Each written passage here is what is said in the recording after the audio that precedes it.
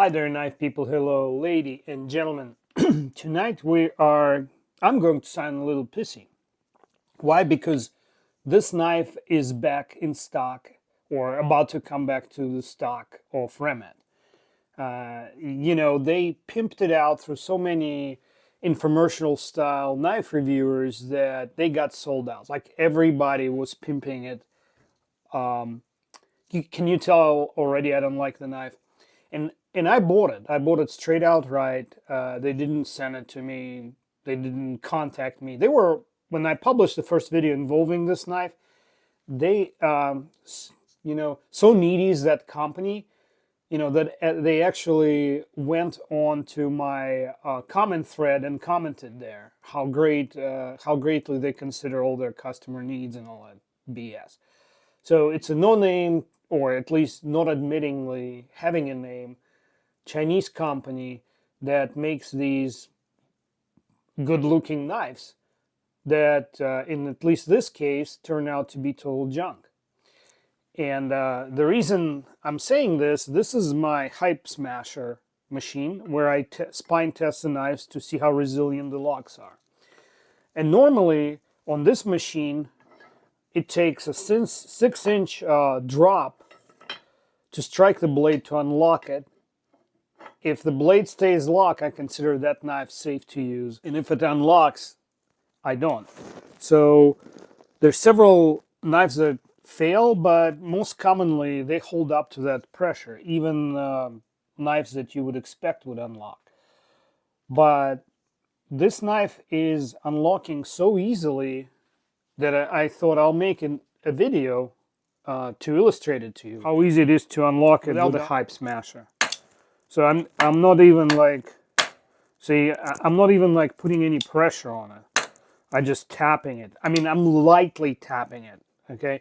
And so because I realized that it does that, I decided to put it on the machine real quick here and see what it does. So let me explain my setup here. This is a vise that holds the knife. It's not super restrained there. We don't want to compress the frame or mechanism of this knife. And the clamping force comes from this part here. Those are the clamps that hold it down.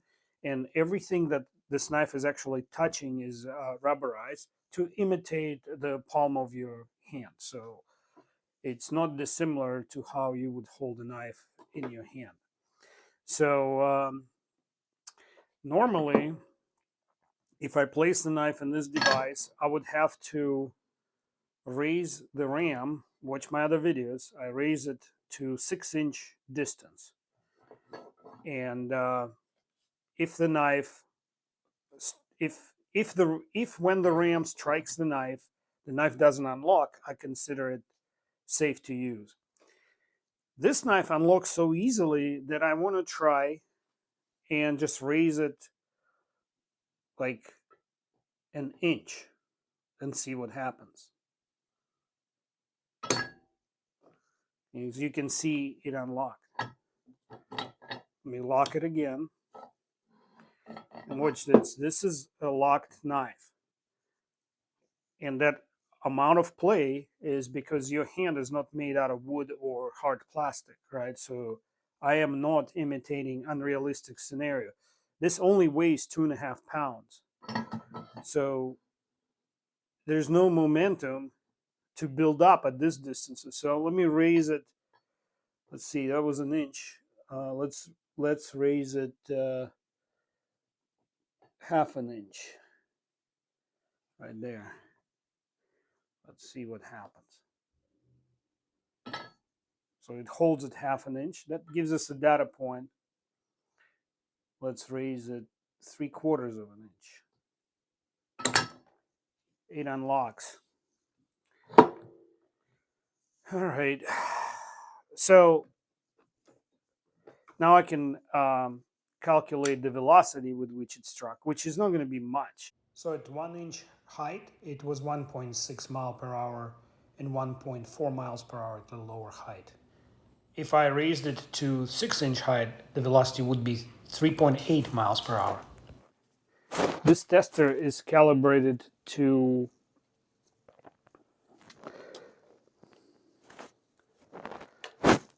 I'm going to calibrate this tester first. So I have this block that was provided from the factory, and it's calibrated to be at 58.7 HRC. So I'm first going to validate that this tester is properly calibrated. This tester is called Lieb style. What it does, it measures the velocity of a cartridge dropping onto the surface being tested, and then the return bounce back velocity. And by comparing the two, determines the hardness of the surface that it struck. And the average is 58.7, so the tester is spot on. So now I'm going to apply some gel. Any gelatinous substance works fine. In this case, I'm using sanitizing gel, and I place the flat part of the blade, which here it has a primary grind is flat. And what the gel does, it absorbs any air pockets or eliminates any air pockets that would prevent this tester from measuring accurately. And now I'm going to test it. So let's reset.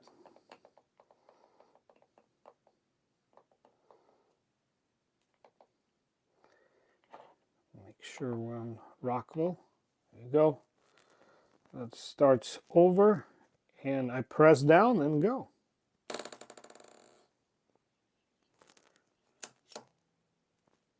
I deliberately kept everything uninterrupted so nobody would suspect me in some kind of wrongdoing where I'm like trying to deliberately discredit a knife, and that is not what I'm doing.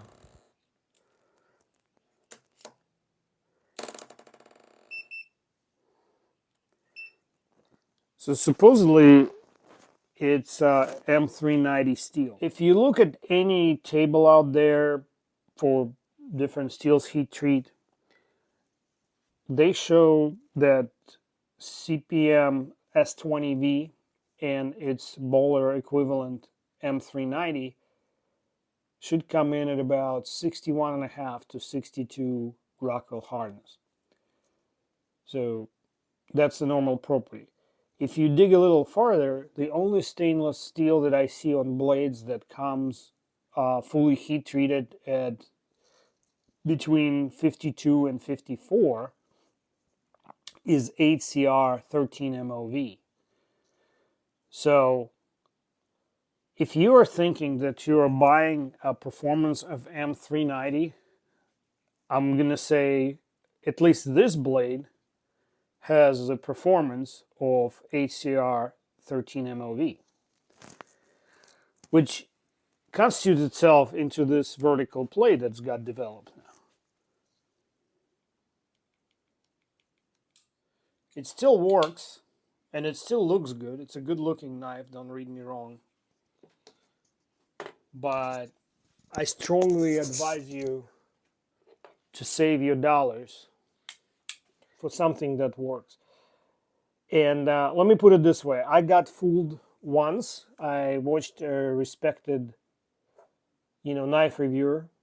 Some of these guys don't test the knives at all. They simply don't have time to test and evaluate every knife because they publish, 60 videos a month, some of them. So I don't see any foul play on their part here. They're just going with the flow. Manufacturer wants them to show the knife. Manufacturer gives them kickback on the knife sales.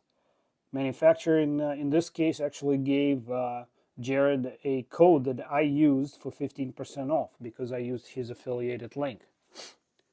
But the negligence on the company's part of making a knife that doesn't actually measure up to the cheapest Walmart knives out there, I mean, that's the level of performance of Ozark Trail. In fact, Ozark Trail wouldn't unlock here. So my excuse was I believed the reviewer, right? What's your excuse? So this knife been out now. He went out for sale and then got sold out very quickly. And so I understand you bought it on that wave. you got fooled. But if you, so my review of this function has been out for about 4 weeks now, and I'm posting this. So if you are buying it sometimes in June of 2024 or later, there's no excuse. Now there's a review out there that shows you just what you're getting. So I have no qualms exposing companies like that, whether they're Chinese or American. I have really good Chinese knives. Like in the same video where I originally tested it, I had this Riyadh, also with a pivot button lock.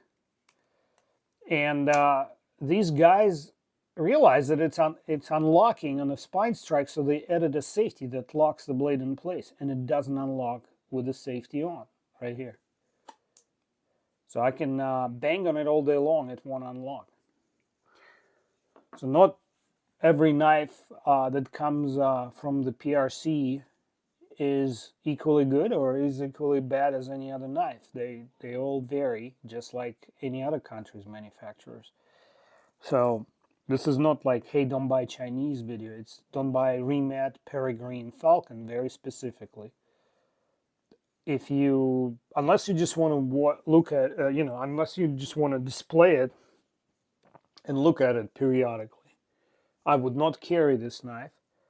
Trust me, if you show it to somebody, like when you carry a knife and you show it to not knife people at work or anywhere else, they just like, oh, okay, it's a knife. How much did you pay for it? What? Hey, this is a $185 at least knife. Yeah, so sorry about the rant for the day, but this is all I had to say about that. Go ahead, ask me specific questions in the comments. I'll be happy to answer. So while I was walking my dog, I decided to go back and add this to the video. So what Remette is doing is poo-pooing on our knife community. And why not? The knife reviewers, so-called knife reviewers on YouTube, proven time and time again that they are for sale. So they buying the cheapest advertisement they can, and they selling you the cheapest knife they can make for a lot of money. And this is kind of a hopeless task, because as soon as they're outed, they'll change the company name.